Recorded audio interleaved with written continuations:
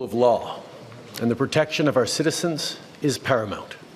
That's why, when our law enforcement and intelligence officials began pursuing credible allegations that agents of the Government of India were directly involved in the killing of a Canadian citizen, Hardeep Singh Nijjar, on Canadian soil, we responded. Nous avons partagé nos inquiétudes avec le gouvernement de l'Inde et lui avons demandé de travailler avec nous pour faire la lumière sur cet important enjeu. En même temps, les services de police et les organismes de sécurité ont utilisé tous leurs outils pour assurer la sécurité des Canadiens. Aujourd'hui, étant donné les nouvelles preuves présentées par la GRC, nous prenons des mesures additionnelles pour protéger les Canadiens. As the RCMP Commissioner stated earlier, they have clear and compelling evidence that agents of the Government of India have engaged in and continue to engage in activities that pose a significant threat to public safety. This includes clandestine information gathering techniques, coercive behavior targeting South Asian Canadians, and involvement in over a dozen threatening and violent acts, including murder. This is unacceptable. While attempts have been made by the RCMP and national security officials to work with the Government of India and Indian law enforcement counterparts on this matter, they have been repeatedly refused. This is why, this weekend, Canadian officials took an extraordinary step. They met with Indian officials to share RCMP evidence which concluded 6 agents of the Government of India are persons of interest in criminal activities. And despite repeated requests to the Government of India, it has decided not to cooperate. Étant donné le fait que le gouvernement de l'Inde refuse toujours de coopérer, ma collègue, la ministre Joly, n'avait qu'un seul choix. Aujourd'hui, elle a émis un avis d'expulsion pour ces 6 individus. Ils doivent quitter le Canada. Ils ne seront plus en mesure d'agir à titre de diplomate au Canada, ni d'entrer à nouveau au Canada, peu importe la raison. Let me be clear. The evidence brought to light by the RCMP cannot be ignored. It leads to one conclusion. It is necessary to disrupt the criminal activities that continue to pose a threat to public safety in Canada. That is why we acted, because we will always, first and foremost, stand for the rights of Canadians to feel safe and secure in their own country. We will never tolerate the involvement of a foreign government threatening and killing Canadian citizens on Canadian soil, a deeply unacceptable violation of Canada's sovereignty and of international law. À nouveau, nous demandons au gouvernement de l'Inde de coopérer avec nous sur cette enquête, de mettre fin à son inaction et à sa rhétorique trompeuse, de reconnaître la crédibilité et la sévérité des preuves et des informations que nous avons partagées jusqu'à maintenant et de réitérer de façon claire que sa position sur les opérations extrajudiciaires à l'étranger sera désormais sans équivoque alignée avec le droit international. Le Canada va toujours défendre l'État de droit et les principes fondamentaux sur lesquels s'appuient les sociétés libres et démocratiques. Nous incitons le gouvernement de l'Inde à en faire de même. I know the events of the past year and today's revelations have shaken many Canadians, particularly those in the Indo-Canadian and Sikh community. Many of you are angry, upset, frightened. I get that. This shouldn't happen. Canada and India have a long and storied history rooted in people-to-people ties, business, and trade. But we cannot abide by what we're seeing right now. Canada fully respects the sovereignty and territorial integrity of India, and we expect the Indian government to do the same for Canada. As Prime Minister, it is my responsibility to provide reassurance to those who are feeling their safety has been compromised, but most importantly, it is my responsibility to take action and to never hesitate in doing what is necessary to protect Canadians. That is precisely what we are doing today. I'll now turn it over to Minister LeBlanc to provide additional details on these developments. Dominic. Thank you very much, Prime Minister. Bonjour à tous. Les graves conclusions présentées aujourd'hui par le commissaire de la GRC sont le résultat de plusieurs mois d'enquête et de travail acharné, évidemment de la part de la GRC, c'est sûr, mais en collaboration avec des corps de police partout au pays, dans des grandes villes comme Toronto, Surrey, Edmonton, partout au Canada et des corps de police provinciaux aussi. J'aimerais remercier tous ceux et celles qui ont joué un rôle dans cette enquête tellement complexe. For many Canadians, particularly Indo-Canadians and members of the Sikh community, this news will be understandably very upsetting. The actions that are alleged to have taken place on Canadian soil are indeed a grave violation of our sovereignty and of Canada's rule of law.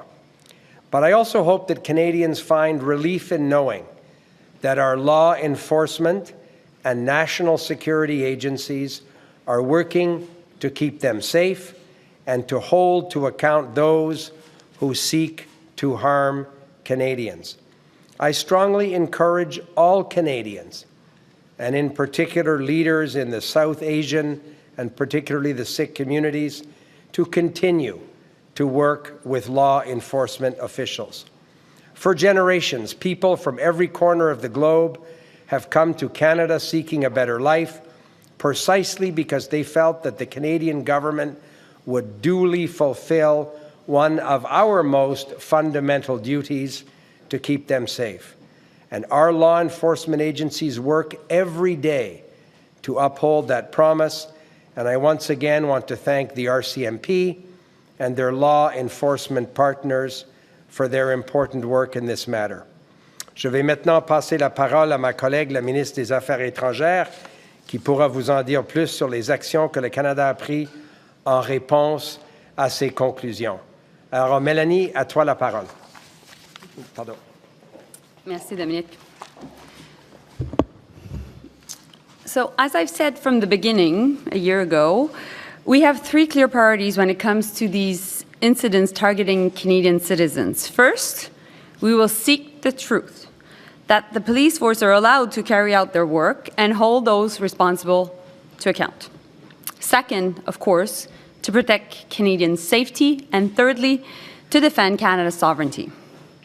Based on information provided to Global Affairs Canada by the RCMP, we formally requested that India waive diplomatic immunity for 6 individuals based here in Canada and for India to cooperate in the investigation. This was done so that these individuals could be questioned in relation to the ongoing RCMP investigation into a number of violent incidents targeting members of the South Asian community, particularly the Sikh community, in many cities across the country. And you heard the Minister of Public Safety, my dear colleague and friend Dom LeBlanc, mentioning different cities across the country. Regrettably, as India did not agree, and given the ongoing public safety concerns for Canadians, Canada served notices of expulsions to 6 diplomats and consular officials early this morning. Subsequent to those notices, India announced it would withdraw its officials. To be clear, we're not seeking diplomatic confrontation with India, but we will not sit quietly as agents of any country are linked to efforts to threaten, harass, or even kill Canadians, period. Canada is guided by the rule of law. We follow the Vienna Convention at all times, and we expect, of course, India to do the same as well. We will always continue to ask for India's cooperation to the investigation. I did so formally again by being in contact with the Foreign Minister of India, Foreign Minister Jaishankar, earlier today.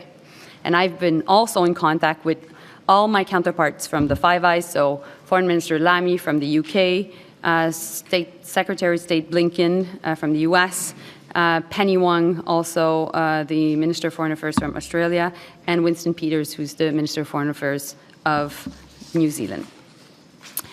Comme je l'ai dit depuis le début, nous avons 3 priorités claires en ce qui concerne les incidents visant des citoyens canadiens. Le premier, la recherche de la vérité, afin que les forces de l'ordre soient en mesure d'accomplir leur travail et de s'assurer de demander, dans le fond, des comptes aux responsables. Deuxièmement, protéger les Canadiens. Et troisièmement, défendre la souveraineté du Canada.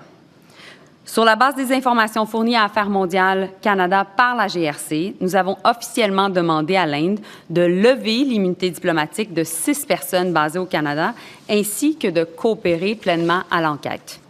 Cette demande a été faite afin que ces personnes puissent être interrogées dans le cadre de l'enquête en cours de la GRC sur un certain nombre d'incidents violents visant des membres de la communauté sud-asiatique au Canada, en particulier la communauté sikh. Malheureusement, puisque l'Inde a refusé de coopérer et compte tenu des risques pour la sécurité des Canadiens, nous avons, tôt ce matin, signé des avis d'expulsion à 6 diplomates et agents consulaires basés au Canada. Et à la suite de ces avis, l'Inde a annoncé qu'elle retirait ses diplomates. Pour être clair, nous ne cherchons pas la confrontation diplomatique avec l'Inde, mais nous ne resterons pas silencieux devant des informations que des agents de quelque pays que ce soit soient liés à des efforts visant à menacer, à harceler, voire même à tuer des Canadiens. Point final. Le Canada est guidé par l'État de droit. Bien entendu, on va continuer de respecter en tout temps la Convention de Vienne et nous attendons à ce que l'Inde fasse de même. Nous allons toujours continuer de demander à ce que l'Inde coopère avec l'enquête. Et j'ai été en contact avec le ministre des Affaires étrangères de l'Inde, mon homologue, le ministre Jaishankar, à ce sujet plus tôt aujourd'hui. Et j'ai été également en communication avec les ministres des 5 Five Eyes, donc les ministres britanniques, américains, australiens et néo-zélandais. Merci beaucoup. Bonjour, Monsieur Trudeau. En marge du sommet au Laos la semaine dernière, vous avez rencontré le premier ministre Modi. On comprend que sur le coup, vous n'étiez pas autorisé à aller dans le détail. Est-ce que vous pouvez aller dans le détail de ce que vous lui avez dit puis de sa réaction à lui? Quand j'ai parlé au premier ministre Modi au Laos il y a quelques jours, j'ai souligné à quel point la rencontre au Singapour de nos conseillers en sécurité nationale était importante et devait être prise au sérieux. Il a exprimé qu'il était au courant de cette rencontre, qu'ils allaient nous entendre à ce moment-là. When I spoke with Prime Minister Modi at the end of last week, I highlighted how incredibly important the meeting between our national security advisors in Singapore this weekend was going to be. He told me that he was aware of that meeting. I impressed upon him that it needed to be taken very, very seriously. Ce matin, la GRC, en conférence de presse, parlait d'extorsion, d'homicide. Vous l'avez mentionné, vous aussi. C'est des choses, des accusations qui évoquent davantage un régime autocrate, donc des dictatures. Qu'est-ce que ça dit sur l'Inde, le fait qu'il soit soupçonné de tout ça? Je crois que l'Inde a fait une erreur monumentale en choisissant d'utiliser leurs diplomates et le crime organisé pour attaquer les Canadiens, pour venir faire sentir les Canadiens pas en sécurité ici chez eux et encore plus pour créer des actes de violence et même des homicides. C'est inacceptable. Et notre but aujourd'hui, le but de la GRC, ça a été de venir empêcher ce processus par lequel les diplomates prenaient des informations sur les Canadiens, qu'ils passaient ensuite à du crime organisé pour s'attaquer aux Canadiens. Il fallait qu'on vienne déranger et perturber et empêcher ces actions de se passer. Et c'est pour ça que la GRC a choisi de prendre action aujourd'hui. In English, please. think it is obvious that the government of India made a fundamental error in thinking that they could engage in supporting criminal activity against Canadians here on Canadian soil, whether it be murders or extortion or other violent acts. It is absolutely unacceptable for any country, any democracy that upholds the rule of law.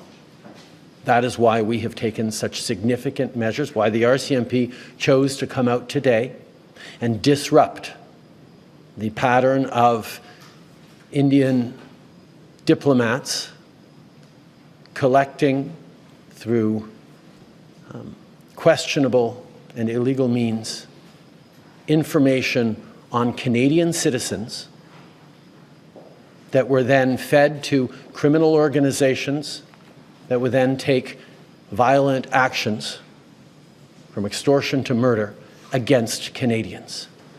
No country, particularly not a democracy that upholds the rule of law, can accept this fundamental violation of its sovereignty. Canada fully accepts and respects the sovereignty and the territorial integrity of India. We expect India to do the same. In this case, they did not. Next question. Tonda McCharles, Toronto Star. Sir, given the magnitude of the diplomatic disruption that's happened now, I wonder if you can give us some clarity, because while I think I'm trying to read into what you're saying, that these 6 diplomats were sharing information with others. Are those others, the criminal organizations, the so-called agents of India, or are you saying the actual diplomats and consular officials were actively involved in the events? And one other clarity, if you could provide in terms of the time frame you're talking about. Is it over the last 4 weeks? Is it since the last 2 years? Just some clarity on those two things. As the RCMP Commissioner pointed out this morning, these are ongoing investigations that are already before the courts in some situations and will end up in trials in the coming months in other situations. So what the RCMP can share and the details of this are extremely limited. As those trials unfold, much more will be known.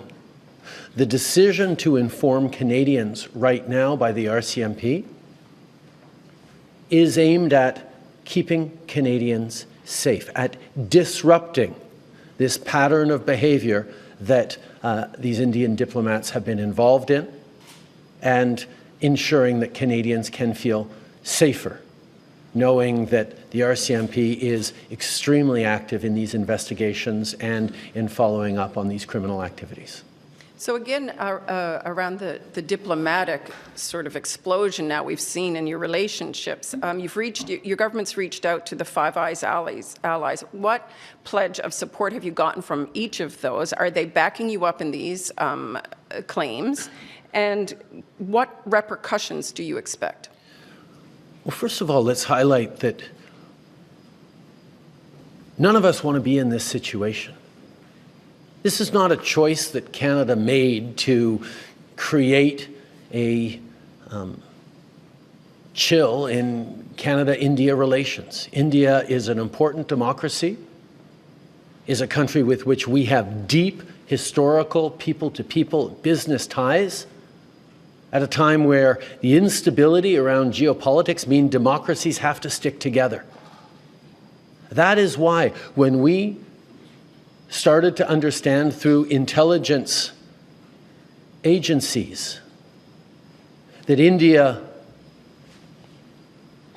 was possibly, if not probably, behind Nijjar's killing, the killing of a Canadian on Canadian soil last summer, our first choice, our first actions were to reach out, yes, to our Five Eyes partners, but also to the government of India, to say, we know this has happened. Work with us to fix this. We don't want to be having this fight, but obviously, the killing of a Canadian on Canadian soil is not something that we can ignore as a country.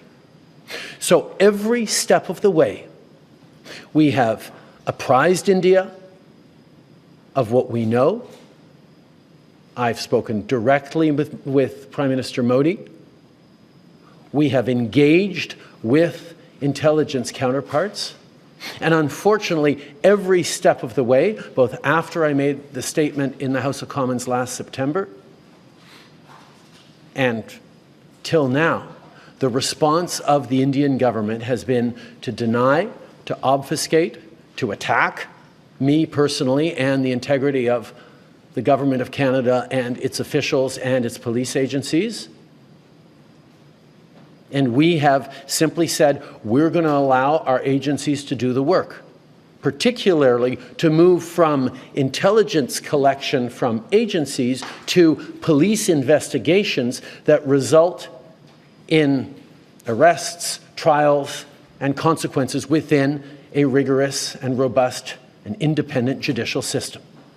That has been our approach every step of the way. And indeed, over this past week, when the RCMP reached out to its law enforcement counterparts in India, there was a path where we could have worked together to ensure accountability and changes and steps that would have resulted in keeping Canadians safe, because that is our top priority. India, the Indian government, rejected those advances, rejected our attempts to find some way through this. And that brought us to this point of having to disrupt the chain of operations that go from Indian diplomats here in Canada to criminal organizations to direct violent impacts on Canadians right across this country. Next question. What support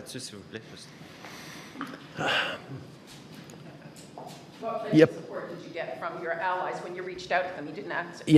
La situation dans laquelle on se retrouve est extrêmement indésirable. Non seulement on ne voudrait pas que des Canadiens soient en train d'être soumis à la violence dans leur communauté, chez eux, mais aussi on ne veut pas avoir ces tensions dans les relations avec l'Inde. C'est pour ça que l'année passée, comme dans la dernière semaine, nous avons approché le gouvernement de l'Inde par nos agences de sécurité, par nos diplomates, par nos agences policières, pour chercher une façon de résoudre ce différend profond pour protéger les Canadiens, pour créer une situation de redevabilité, de conséquences, mais pas pour venir détruire les bonnes relations ou les relations entre l'Inde et le Canada. Malheureusement, l'Inde n'a pas choisi de travailler avec nous, a choisi de nier et de repousser et de faire des attaques personnelles contre ce gouvernement et mettant en question l'intégrité de nos agences et de nos institutions. Et nous avons dû répondre pour protéger les Canadiens. Par rapport à nos alliés, ça fait depuis les débuts de l'année passée qu'on a partagé toutes les informations qu'on avait avec nos alliés, particulièrement avec les Five Eyes. On sait que les Américains sont en train de vivre une situation parallèle avec un attentat d'homicide chez eux. Et nous allons continuer de travailler avec eux. From the beginning, as of last summer, we've worked closely with our Five Eyes partners, particularly with the United States, where they have gone through similar pattern of behavior from India in regards to an attempted extrajudicial killing.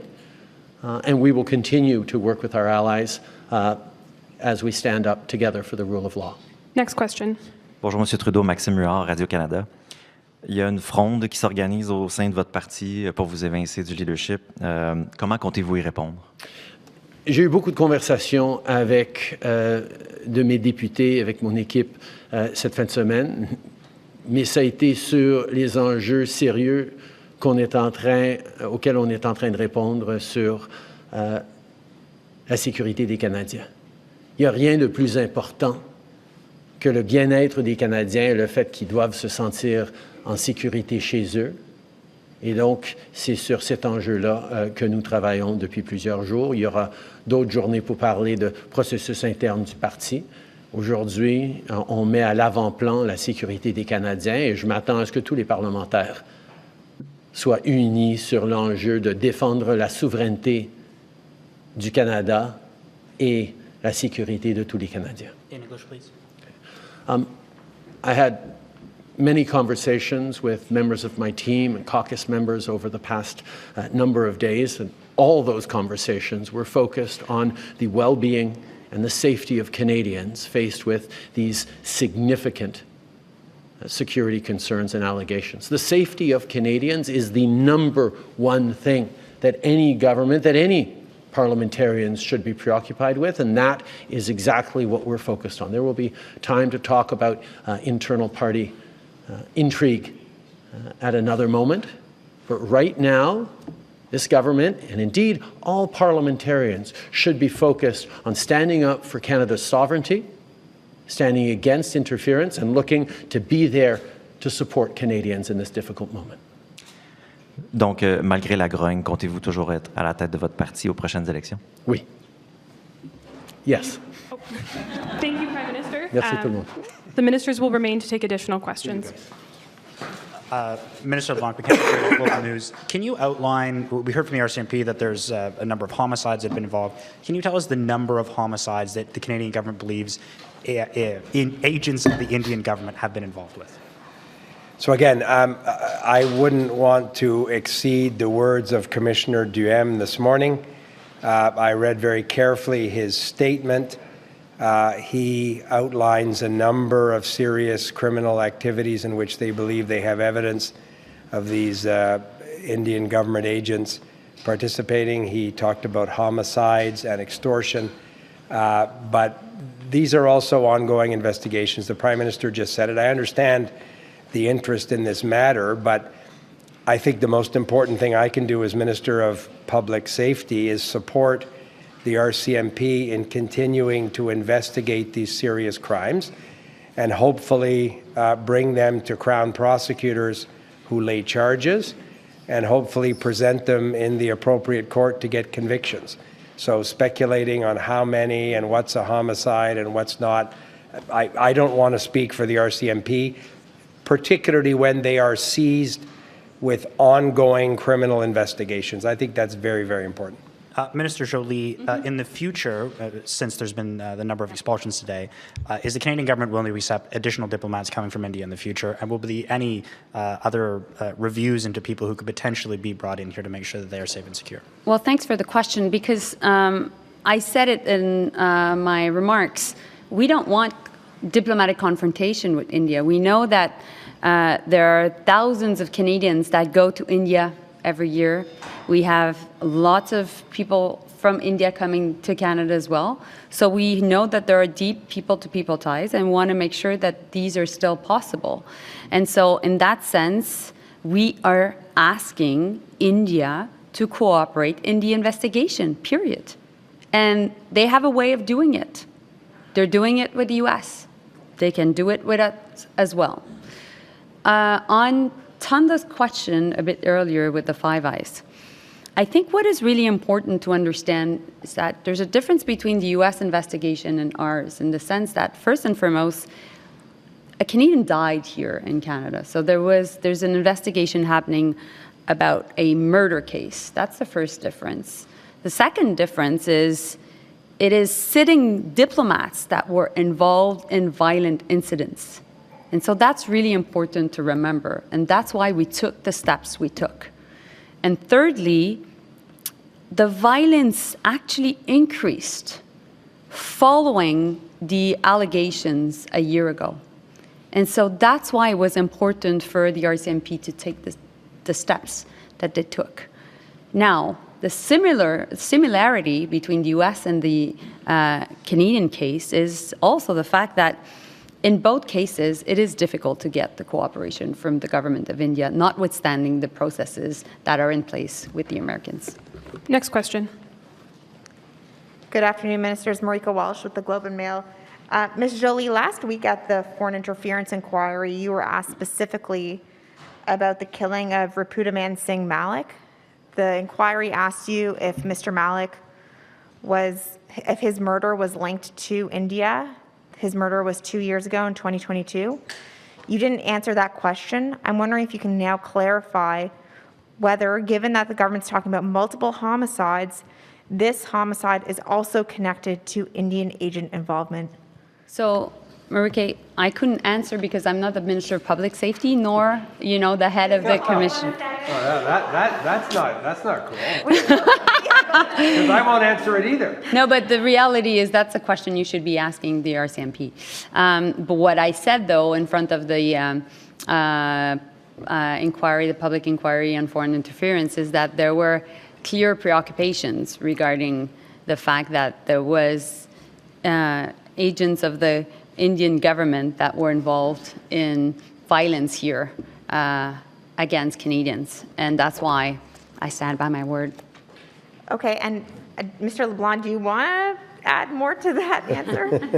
I mean, No, full points for trying, Marika. This question, right? You're saying homicides, but there's no other details. So I'm adamant that we should stick to the four corners of the RCMP statement that they made today. That statement would have obviously been worked on with prosecutors and others who are seized with actual cases before the courts and maybe preparing other charges.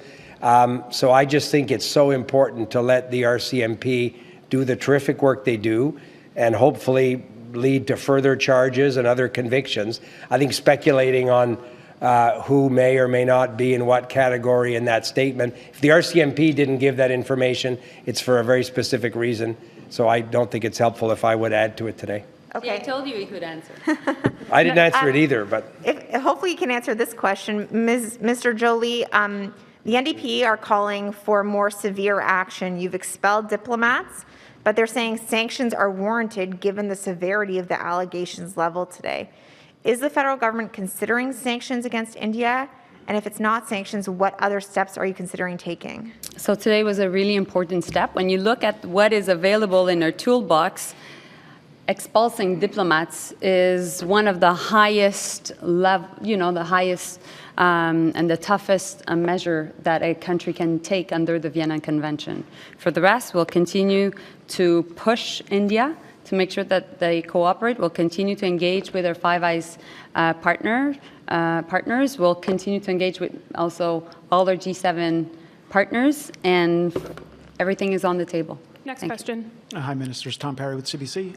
Minister LeBlanc, can I ask you, have you managed to, has this operation disrupted this plot, or whatever you want to call it, or should sick Canadians still be worried? Are they still in danger, some of them?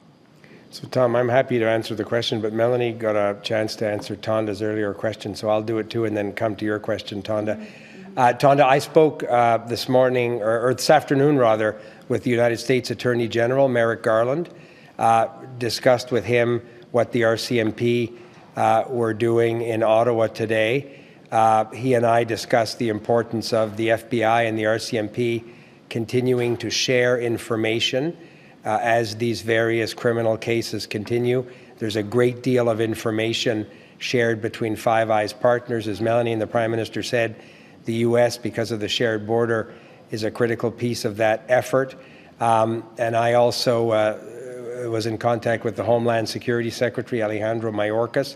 So the work with Five Eyes and the British Home Secretary, Yvette Cooper, but the work with Five Eyes countries really is to ensure that the police are sharing information so that Canadian police can investigate crimes in Canada, but sometimes foreign police have interesting and helpful evidence in that work. So in that sense, there's a very, very active ongoing cooperation and has been from the beginning.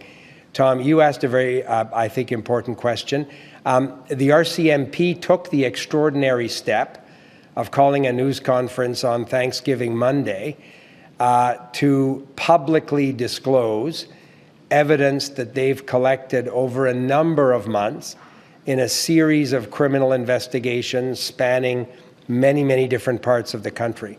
That's unusual. Usually we learn about these things when a prosecutor goes to court and lays a charge, an RCMP officer swears an information, which then becomes public and becomes the basis of a criminal charge. So the extraordinary step that they took today in their independent judgment was because they believe it was important for the safety of Canadians to disrupt and dismantle what was increasingly an active and organized criminal network across the country. So my colleague's decision, the Foreign Affairs Minister's decision to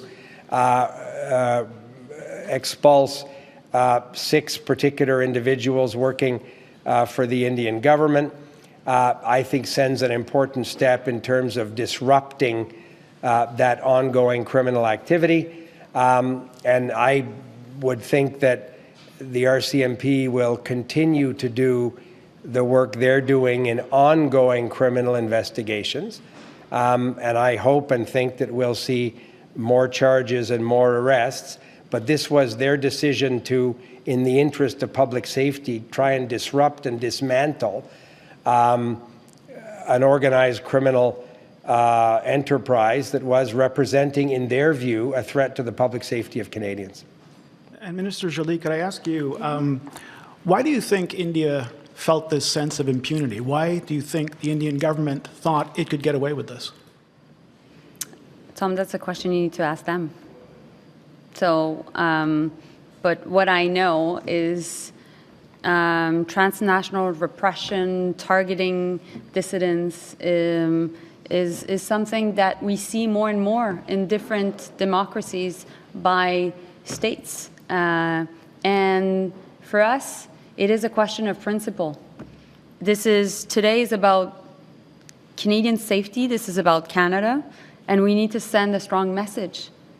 And I hope also that we're sending a strong message to other Western democracies that are dealing with this, because this is not only happening in Canada. And so that's why I think it is important that Canadians are aware. It is important that India gets the message. Last question. Minister LeBlanc, I hear what you're saying about not wanting to speak out of turn with ongoing investigations happening, but neither the government nor the RCMP are saying how many Canadians are dead as a result of the actions of the Indian government and its agents. And so that creates a very frightening information void. People are probably going to want to fill in those blanks. So what is your message to the community that's being targeted in terms of the scope of the violence associated with this situation? So again, you're asking a question that your colleague asked previously in terms of how many and so on. The RCMP are in the best position to decide how and when and what they would say to a question like that. That is very much in terms of a criminal operation and investigation. Politicians, as you know, aren't involved in the details in any way of those operations. But the second part of your question, I agree with entirely. We understand, particularly in the Sikh community, but other members in the South Asian communities across the country as well, a very real concern. I have heard from my caucus colleagues, I have heard from community leaders, I have heard from mayors of big cities and small towns about, for example, rash of extortion cases that their local police were dealing with. There were a number of violent acts that were reported in regional and local media. And we hear from our colleagues and from the community all the time a growing and very real concern about their safety. That's why we've done things like at Public Safety Canada improve access to a security infrastructure program to help them with places of worship, community gathering places, feel more secure, hire private security, install security cameras, reinforce entranceways. There have been a series of things that we've tried to do so that when these communities gather, they can feel as safe as they possibly can, understanding the very real fears that have been borne out over many months. So when they saw the RCMP commissioner stand there today and discuss publicly what many of these people have been saying to us for a long time, many of these community members. I hope they found some reassurance in the fact that the RCMP referred to this as evidence. I hope they took some comfort in the fact that the RCMP decided to publicly take the extraordinary step of talking about this at a news conference on a holiday Monday precisely to disrupt and dismantle, in their judgment, some of this criminal network. But I also think they need to understand that the RCMP will continue to do their very good work. I saw a list of over a dozen municipal and provincial police forces with whom they're collaborating on ongoing criminal investigations. So this is by no means a conclusion to the story. This is an important public step that the RCMP took, but they'll continue to do the great work they did, for example, in the murder of a Canadian citizen, Mr. Najjar. They'll continue to do that work as they investigate other criminal allegations. We obviously have an inquiry going on into foreign interference right now. Much of this isn't captured by that mandate. Are there any discussions about expanding that mandate to include some of the violent incidences involved that we're talking about today? I'm going to have the privilege. Melanie was there last week. I'm going to be there tomorrow afternoon. I'm sure you'll all be riveted to that testimony when I'm at the UG Commission tomorrow. The UG Commission's mandate looks at foreign interference into democratic institutions and democratic processes. If you look at what Commissioner Duhem and the RCMP talked about, their evidence having uncovered, one of it was the Indian government's attempt to interfere in democratic institutions or processes in Canada. But it's an independent commission. We don't need to expand their mandate if the commission decides to look at this particular circumstance of foreign interference.